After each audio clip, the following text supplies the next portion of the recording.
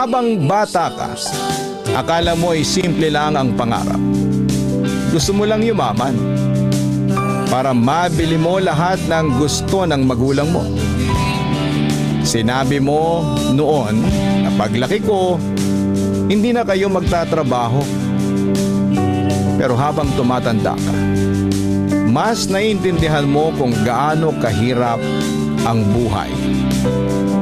Hindi pala sapat yung sipag lang. Hindi pala automatic na kapag mabuti kang anak ay gagaan ang laban.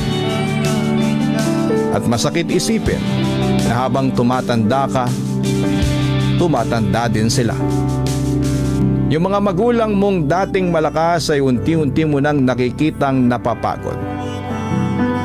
Yung dating ikaw ang inaalagaan ngayon ay gusto mo nang ikaw naman ang mag-alaga.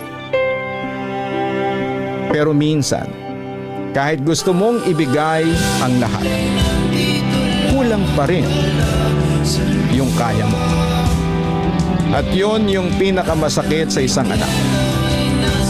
Yung makita silang may kailangan,